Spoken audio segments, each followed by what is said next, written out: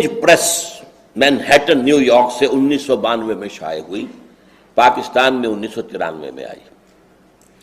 اس میں انہوں نے پیشن گوئی کی ہے، اور ظاہر بات ہے کہ یہ کوئی وحی تو نہیں ہے، نہ وحی کا دعویٰ کیا ہے۔ جو کچھ مغرب میں دانشور جو گفتگویں کرتے ہیں، جو وہاں کے انالسٹ جو ہیں، جو سیاسی پنڈت ہیں، وہ جو پیشن گوئیاں کرتے ہیں، در حقیقت ان کا ایک مجموعی سمجھیے کہ تاثر انہوں نے اپنی کتاب میں دے دیا ہے، اور وہ یہ ہے کہ سن 2006 میں پاکستان 7 نہیں بلکہ 8 ٹکڑوں میں تقسیم ہو چکے گا۔ ان میں سے 3 تو ہوں گی انڈیپینڈنٹ سٹیٹس، بلکہ 4 انڈیپینڈنٹ سٹیٹس ہوں گی۔ خالص پاکستان سے تو 3 نکلیں گی، ایک ہوگی جو بھارت اور پاکستان سے حصے جوڑ کر بنائی جائے گی۔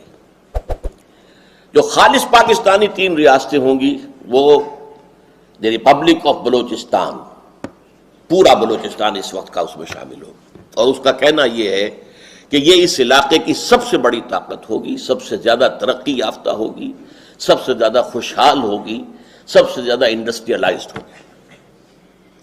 دوسرا کراچی اور حیدرآباد کو ملا کر ایک لیاقت پور یا لیاقت آباد اردو سپیکنگ لوگوں کا ایک جو ہے وہ صوبہ نہیں بلکہ اب ریاست بن جائے گی۔ اور تیسرے سندھو دیش، یعنی جو بھی سمندر پر بیٹھے ہوئے علاقے ہیں جن کا آؤٹ لیٹ سمندر پہ ہے، وہ تو independent nations, independent countries, independent states بن جائیں گے۔ اوپر جو ہے شمالی علاقہ جات جو ہمارے ہیں، گلگت ہنزا وغیرہ اور آزاد کشمیر، اور انڈیا کا مقبوضہ کشمیر جس کو ہم کہتے ہیں، جسے وہ آزاد کشمیر کہتے ہیں، ان کو جوڑ کر ایک کشمیری ریاست وجود میں آ جائے گی۔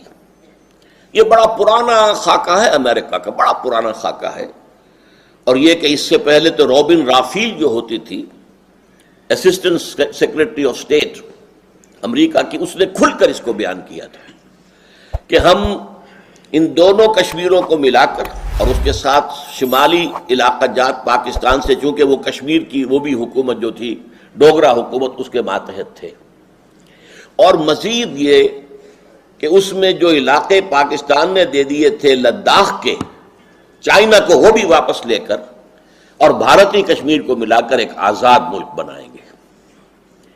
اس کے بعد بہت عرصے تک یہ آواز نہیں آئی تھی، کل پھر آئی ہے۔ امریکہ کے ایک سینیٹر نے یہی بات پھر کہی ہے کہ کشمیر کے مسئلے کا واحد حل یہ ہے کہ اس کشمیر سے بھی، انڈین کشمیر سے اور پاکستانی کشمیر اور شمالی علاقوں سے، دونوں طرف سے فوجیں ودرا کر جائیں، انڈین بھی پاکستانی بھی، اور یہ یونائٹڈ نیشنز اسمبلی کو دے دیا جائے علاقہ۔ وہ یہاں پر اپنے اہتمام میں پلیبسائٹ کروائے، اور اس پلیبسائٹ کے اندر 3 آپشنز ہوں گے، آپ ہندوستان کے ساتھ رہنا چاہتے ہیں یا پاکستان کے ساتھ یا آزاد۔ حالات جس نہج پر جا چکے ہیں اس میں لازمی نتیجہ یہ ہے کہ آزاد کشمیر کی طرف ان کا رخ ہوگا۔ اب پاکستان سے ڈس ایلیوژن ہو چکے ہیں، اور پاکستان سے تو اب وہ کہتے ہیں ہمیں دھوکہ دیا، مروایا ہمیں، اتنے لوگ ہمارے مروا دیے اور اب اپنے ہاتھ اٹھا دیے، بٹرے کیا ہمیں، لہذا اب ان کے آپشن میں پاکستان نہیں آئے گا، آزادی۔ اور یہ آزاد ریاست جو ہے یہ امریکہ کی سازشوں کا گڑھ بنے گا، یہ ایک نیا اسرائیل بنے گا۔ ایک اسرائیل ایشیا کے ویسٹ میں ہے، ایک اسرائیل ایشیا کے بطن میں، ایشیا کے ہارٹ پہ درمیان میں قائم کیا جائے گا، اس لیے کہ کنٹینمنٹ آف چائنا پالیسی اب اسی طریقے سے ہے امریکہ کی جیسے 40 برس تک containment of Russia of USSR policy تھی۔ اس کے لیے اسے یہاں قدم جمانے کا موقع مل جائے تو اور کیا چاہیے۔ وہ ایک ایک کشمیری کو سونے چاندے میں تول سکتا ہے، ان کو بڑی سے بڑی مراعات، مدد، امداد، ان کو خوشحال بنانے کے لیے، تاکہ اس کا عمل دخل جو ہے اس علاقے کے اندر قائم ہو جائے۔ بہرحال میں نے تھوڑی سی تفصیل اس کے بیان کر دی کہ یہ پرانی اسکیم ہے جو اب پھر اٹھ کر سامنے آ رہی ہے۔ تو 4 تو یہ ریاستیں انڈیپینڈنٹ ہوں گی، بلوچستان، لیاقت آباد اور سندھو دیش اور آزاد کشمیر، پورا آزاد کشمیر، پورا کشمیر۔ اور 4 حصے پاکستان جو باقی رہ جائے گا وہ ہوں گے شمالی پاکستان، چترال سے کر اور یہ جو علاقہ کہلاتا ہے مالاکنڈ کا پہاڑ، یہاں تک مالاکنڈ کے پہاڑ سے لے کے نیچے جتنا پختون علاقہ ہے یہ سینٹرل پاکستان، مغربی پاکستان. اور پھر یہ ہے کہ سندھ میں سے سندھو دیش بناتے ہوئے چھوٹی سی پٹی نکالی جائے گی کہ جو اس پاکستان کو جو بقیہ ہے بچا کھچا پاکستان، اسے بھی اپروچ سمندر تک مل جائے. وہ وہاں پر اپنی کوئی، اس لیے کہ موجودہ جو ہے کراچی وہ تو چلا جائے گا لیاقت آباد کے پاس، لیاقت پور کے پاس. پورٹ قاسم جو بنا دی گئی ہے وہ سندھو دیش کے لیے ہے، تیار ہو رہی ہے. تو بہرحال بقیہ پاکستان کے لیے بھی کوئی چاہیے، کوئی کوریڈور دے کر سندھ سے، اور وہاں پر جو ہے اس کو پہنچا دیا جائے گا سمندر تک تاکہ اس کا بھی آؤٹ لیٹ ہو. باقی پاکستان سینٹرل پاکستان ہوگا، اس میں پنجاب ہے اور سرائکی علاقہ ہے کافی، کچھ سرائکی علاقہ بلوچستان میں چلا جائے گا، کچھ سندھ میں جائے گا، جو باقی ہوگا وہ اس سینٹرل پاکستان میں آ جائے گا. یہ ہے پیشن گوئی، کسی کافر کی نہیں ہے، کسی یہودی کی نہیں ہے، لیکن ظاہر بات ہے کہ اس وقت جو بھی اس فضا کے اندر، اور یہ سن 92 کی بات ہے جو کہی گئی ہے، یہ آج کی بات نہیں ہے. دوسری پیشن گوئی، یہ امریکہ کا سب سے اونچا تھنک ٹینک جو ہے، اور یہ امریکہ کی وزارت خارجہ کی پالیسی ونگ جو ہے اس کا تھنک ٹینک ہے. اس میں 15 سب سے اونچے اداروں کے سربراہ شامل ہیں. انہوں نے یہ پیشن گوئی کی تھی چند سال پہلے، سن 2000 کے اندر یہ آئی ہے، 16 ستمبر 2000 کو، اور یہ شائع ہوئی ہے جنگ میں. اس میں کہا گیا ہے کہ 2020 میں پاکستان کے نام سے کوئی ملک نہیں رہے گا. گویا کہ وہ حشر کہ جو ہوا تھا سلطنت عثمانیہ کا اور USSR کا، وہ پاکستان کا بھی ہو جائے گا.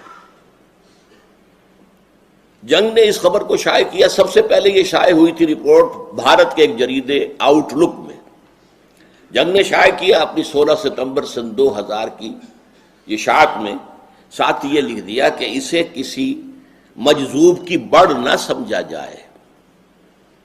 اس پر جو ہے سنجیدگی سے غور ہونا چاہیے کہ سن تو صحیح جہاں میں ہے تیرا فسانہ کیا. تیسری بات، رابرٹ کیلان، ان کا ایک مضمون شائع ہوا نوائے وقت میں، یہ بھی ستمبر کا مہینہ ہی ہے، 20 ستمبر 2000 کو، دی اینڈ آف دی ارتھ.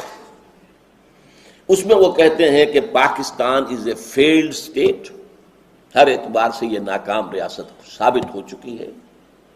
جلد ہی اس میں خانہ جنگی شروع ہوگی اور کیوس اور انارکی پیدا ہو جائے گی.